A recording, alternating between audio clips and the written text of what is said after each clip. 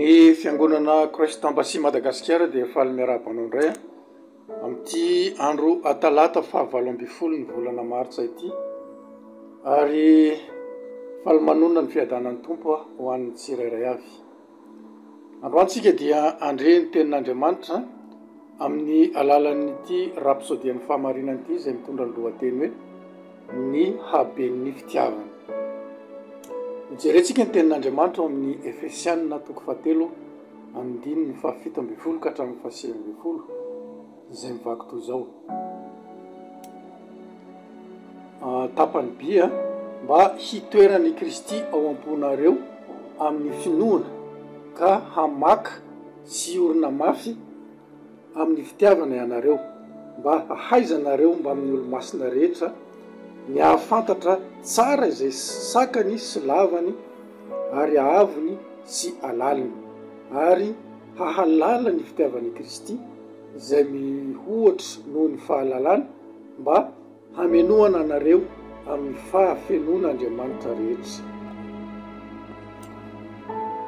Ny apôstôly Paoly ao amin'ny soratra masina fanokafana dia mampiasa sariteny maheno vaika hilazana ny halali ny fitiavan'i Kristy, sady miresaka biôlôjia izy no miresaka fanorenana. Laza izy fa rehefa mamaka tahaka ny hazo ary miolo-paka toy ny trano dia mety ho afaka hahatakatra miaraka amin'ny olo-masina rehetra ny alehibe ny fitiavan'Andriamanitra na ny fitiavany tsy tambo isaina isika.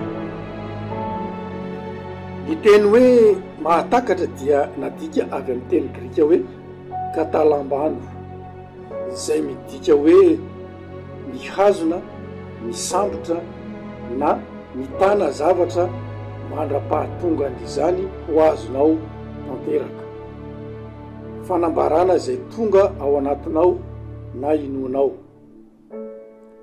Midika hoe mahazo fahatakarana lalina izay mahatonga ilay raharaha ho lasa raharahanao na ny hafatra ho hafatrao.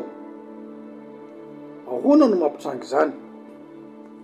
Voalohany, zava-dehibe ny mahatakatra ny teny grika fototra nampiasaina ilazana ny fahalalana ao amin'ny andininy novakiantsika. Raha tsy izany dia mety ilaza zavatra iray ihany nefa teny samihafa na mifanohitra mihitsy aza ny filazana fa afaka mahafantatra zavatra tsaratsara kokoa na mihoatra ny fahalalana isika.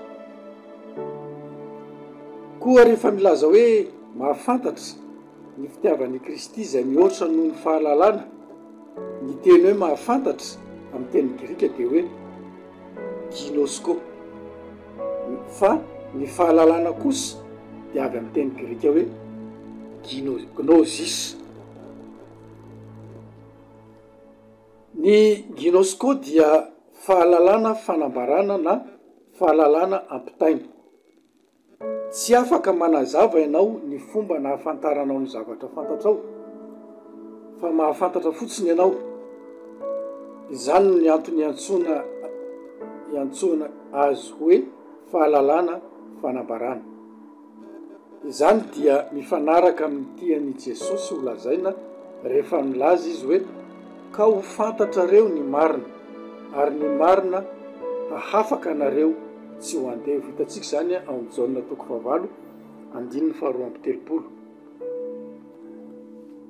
Ny gnozis kosa dia fahalalana azo tamin'ny fianarana loratovina, ny fahafahan'ny saina mandray fahalalana.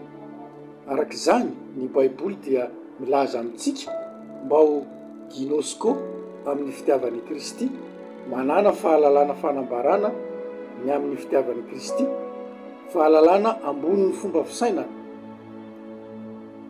Ny fahalebiazan'ny fitiavan'i Kristy dia tsy azo fakafakaina amin'ny alalan'ny fahatakarany saina ka na amin'ny fandrofian-kevitra fotsiny.